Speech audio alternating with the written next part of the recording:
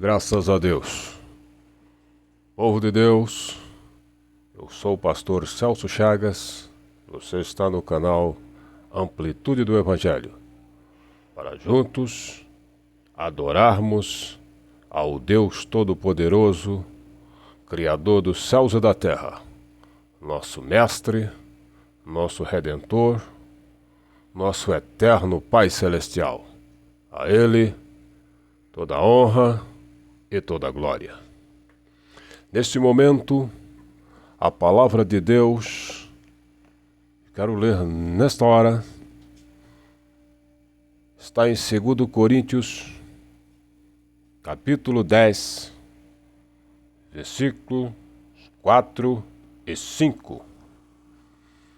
Glória seja dada ao nome do nosso Deus Todo-Poderoso.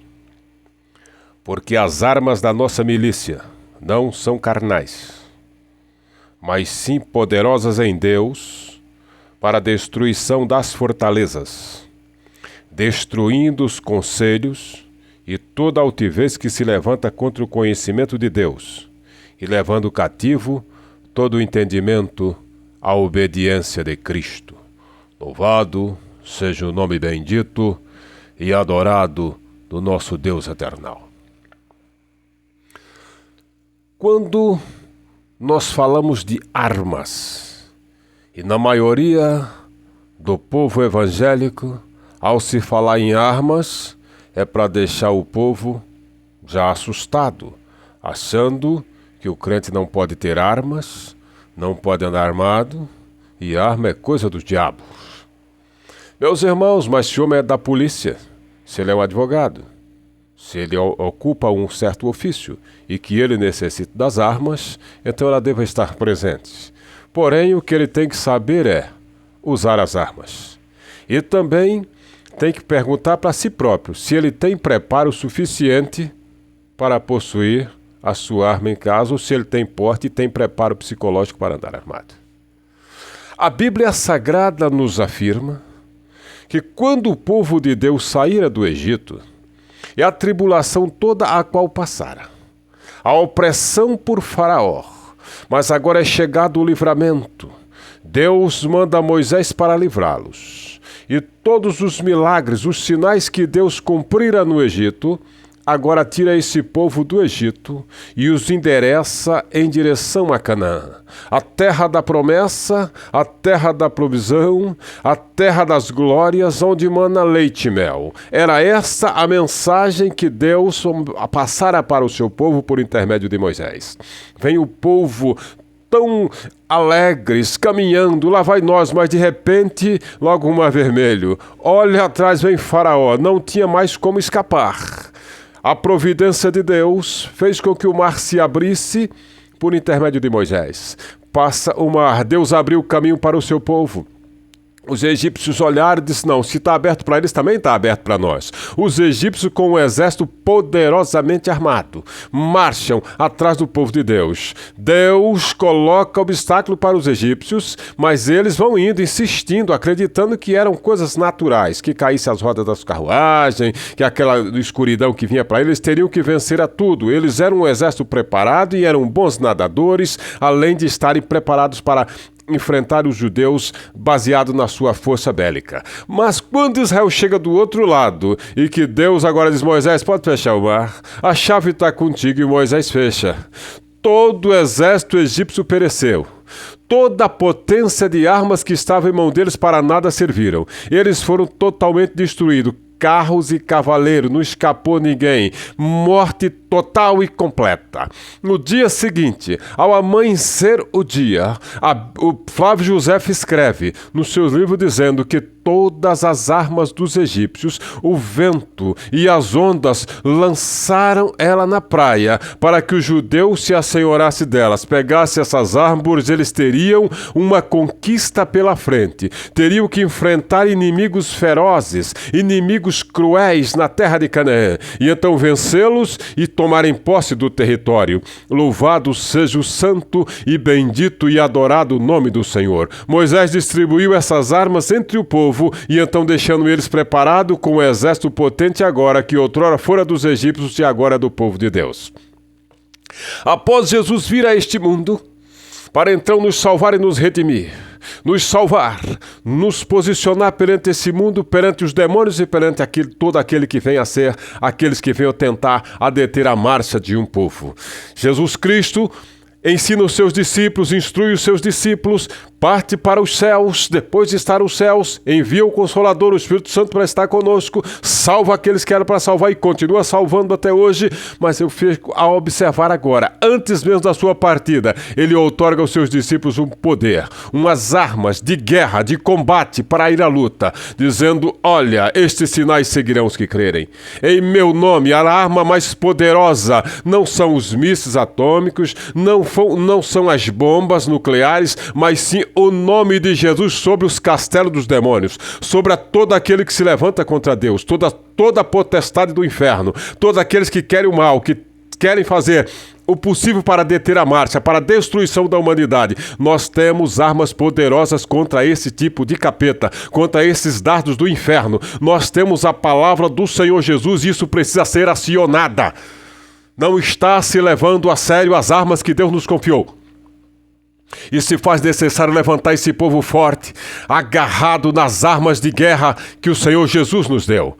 E Paulo, ao dizer aos Coríntios, olha, as armas da nossa milícia não são carnais, mas são espirituais para a destruição das fortalezas. Que fortalezas são essas? Meus irmãos, eu me lembro quando, nos anos 80, aquele tempo em que só se falava em Guerra Fria.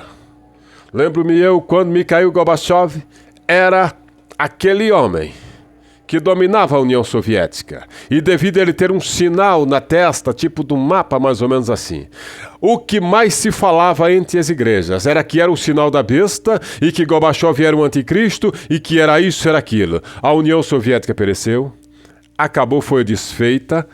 Mikhail Gorbachev nem sequer se fala nele, a menos aqueles que gostam de estudar os assuntos, e tudo isso se passou, tudo isso pereceu. E na cabeça de muitos evangélicos se dizia assim, olha, comunismo não existe mais, acabou, não se fala mais em comunismo, o comunismo está mais vivo do que nunca. Os homens mudaram tão somente as estratégias, tão somente o mecanismo mudou, mas ele continua aí. Ao nós olharmos as estratégias gramscistas, quando Antônio Gramsci reescreveu o comunismo, que era um novo método, uma nova forma de aplicar e de infiltrar na sociedade e no mundo em peso, Gramsci diz, olha, é necessário ganhar a política, ganhar pelo voto, mas depois cria-se leis, mecanismos e começa a se apodrecer a sociedade. É o que tem se feito na nação brasileira. Quanta gente está servindo ao comunismo até mesmo sem saber. E quantos que são aqueles que são militantes, pagos, insuflados para trazer a destruição do povo. E a igreja não ficou de fora. A igreja também foi atingida. Muita coisa que outrora era proibido, era coisa do diabo, já deixou de ser. E os homens começaram a fazer, a dizer que isso daquilo, isso aqui pode, também não pode. E o povo continua a ser levado. É levado, muitos agora já não são mais servos do Senhor. São artistas de Deus, são aqueles que têm o seu fã-clube, são aqueles que estão prontos para serem aplaudidos pelo povo, seguidos pelo povo. Ao invés de ser os verdadeiros ministros e ministras da adoração ao Senhor, nós não fomos chamados para sermos as estrelas. A estrela é Jesus Cristo. Mas lá em Apocalipse Deus diz que o anjo que está lá nas igrejas... Olhe, uma coisa... Para nós brilharmos como astros e estrela de Deus nesse mundo, nós temos que estar de acordo com a sua palavra e não com o estatuto mundano. Se estiver de acordo com o querer de Deus, você vai brilhar e não tem demônio que venha impedi-lo. Mas não é esse o brilho que estão querendo. Estão querendo um brilho contrário. E quando se vai brilhar nesse brilho contrário à palavra, está totalmente desarmado e vulnerável e sem armas preparadas para enfrentar os inimigos. Deus deu armas para nós enfrentarmos a toda e qualquer barreira, todo e qualquer obstáculo. Nós temos armas poderosíssimas para destruirmos os refúgios dos inimigos e mostrarmos que só o Senhor é Deus. E que armas são essas? Elas não mudaram, não deixaram de de cumprir a norma antiga são a obediência à palavra de Deus, a oração e o jejum verdadeiro. Não é jejumzinho de tomar um café às 8 da manhã, não. Eu levantei 7, escovei os dentes e passei, escutei quando foi 20 minutos de oração e então Deus é obrigado a receber. Deus não é obrigado a receber migalhas, não, meu irmão. Se você quer jejuar a Deus, levanta a madrugada, ajoelha perante o Senhor, lava teu rosto, escova os teus dentes e vai falar com o Senhor Jesus Cristo. E à noite você vai jantar tranquilo para a glória de Deus. É o mínimo que você pode fazer. Agora, se você não pode, se tem problemas de estômago, se tem alguma cirurgia, se não pode levar tão a sério, então faz aquilo que Deus recebe da mesma forma, porque Ele compreende até onde você pode ir. Mas se você pode, tem boa saúde, vai falar com Deus, vai fazer como Esther, vai lá buscar a Deus 2 dias, 3 dias de oração, de jejum, sem pão, sem água, sem nada, unicamente para estar preparado com base pronto para destruir os castelos do inferno e mostrar ao mundo perdido que nós temos armas poderosas, armas para expulsar os demônios, fazer leis cair por terra. Quantas leis do diabo têm sido aprovadas aqui até no nosso próprio parlamento e ninguém faz nada e não há um movimento que se levante contra isso. Povo de Deus, está na hora de nós acordarmos, está na hora de nós dobrarmos o joelho com mais sinceridade diante de Deus, dizer: Senhor, poupa o teu povo, porque os inimigos estão aí para a destruição. É como diz Deus através do profeta Joel: olha, levante os ministros do Senhor e chorem entre o santuário e o altar. Saia a noiva da sua recâmara, o noivo também, e busque a Deus mulheres e crianças, porque então diriam entre as nações: aonde está o seu Deus? Poupa, Senhor, o teu povo. Nós somos um povo forte, um povo de Deus, um povo que estamos num país em uma certa calma. O mundo está aí fora, muitos já nem sequer temem a Deus, mas nós estamos aqui, irmãos, que nós possamos ser um farol de Deus, a mostrar ao mundo perdido, ao mundo cão, ao mundo diabólico, que ainda há uma solução e que o povo brasileiro pode fazer uma diferença gigantesca, anunciando ao mundo a grandeza do Evangelho de Cristo. Mas só há possibilidade de mostrar o Evangelho puro se estiver voltado para a oração,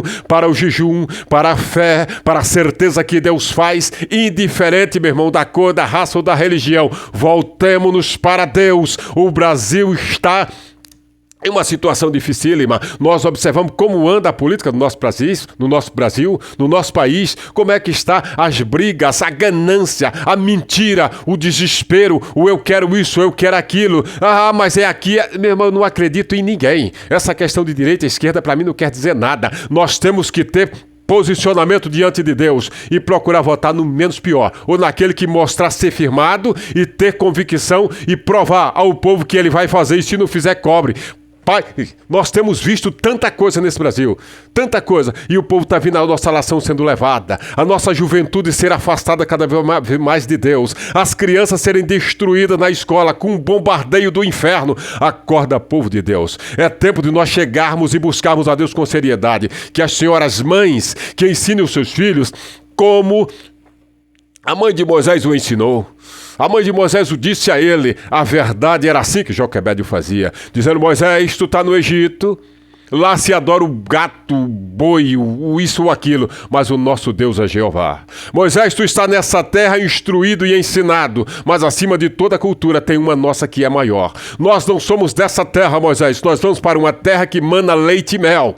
Moisés, Deus vai nos tirar daqui, com o tempo não sei, mas oremos firme para isso. Creia nisso. E Moisés cresceu com base no ensinamento da sua mãe. No Egito ele aprendia uma coisa, em casa ele recebia o verdadeiro ensinamento. É necessário que o povo de Deus se volte para as Escrituras com firmeza e com lealdade, para transmitir aos seus filhos a verdade, e que os pais falem a verdade sem hipocrisia e sem mentira, para que os seus filhos possam acreditar neles, e então tê-los como seus verdadeiros heróis, aqueles que batalham, aqueles que querem o seu bem. Povo de Deus, nós temos armas para vencer a guerra.